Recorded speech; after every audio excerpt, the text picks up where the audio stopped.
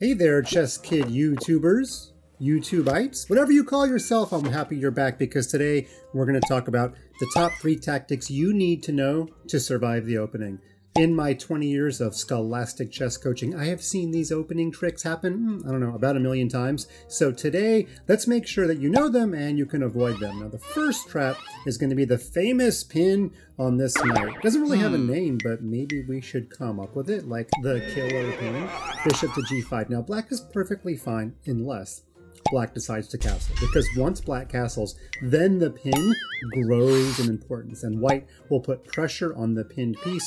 White will play the move knight to d5. In this position, is very hard for black to survive. If black's bishop could magically jump backward over his own pawn and go to e7, black would be fine. A little passive, but fine. But in this position, the problem is that white's going to play knight takes knight, force the pawn to take back, and then the king is going to be wide open. And in fact, black should not even try to move the queen, because if black did, you would take with the bishop, and if black takes back, black would get forced. So in this position, black might try a developing move, but now if you're white, you want to play knight takes knight, because after pawn takes, move your bishop here, and this bishop is kind of like a diagonal seatbelt, stopping the black king from moving.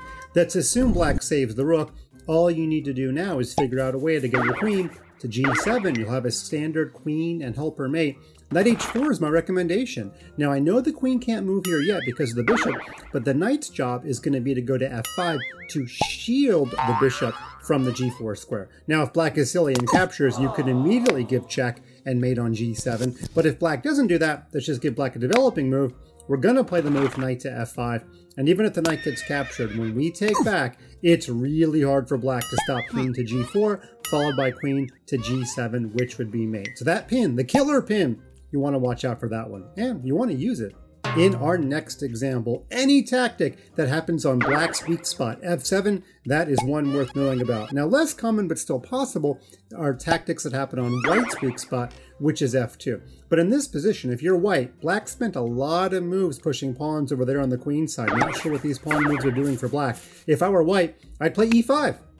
And here, this knight has to go somewhere. We actually don't even care where it moves. Let's just play the move knight to g4.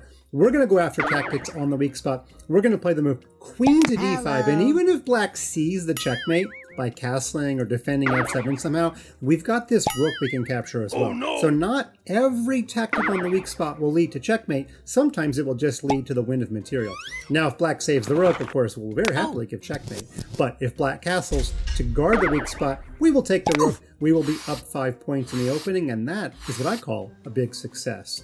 Now, the third trick I want you to know is any trick where the enemy king is on the open e-file. In this position, there are no pawns on the e-file, and you do not want your king on an open file. You do want your rook there. The rook is actually pinning this knight. Now, the first thing you'd want to do is to put pressure on the pinned piece. So a really cool move is knight to c3. And this knight can't take. You can see the computer's not letting me because there's an absolute pin. The pawn could take, I mean, it is legal, it's just not smart because black would lose the queen. So let's assume that black saves the queen. We can play the move knight takes knight. Notice how I'm very cleverly not giving a check. I'm sort of saving the check by capturing with the knight. And if black does not realize the importance of the open file, if black plays the move like bishop to f5, we have mate in 2. We have a sparkling double check, knight to f6. The rook checks the king, the knight checks the king. When you're in double check, you have to move your king, and then rook to e8 is an Arabian mate. So the killer pin, tactics on the weak spot f7, and open e-files. Those are 3 tactics you're going to want to watch out for in the opening of a chess game.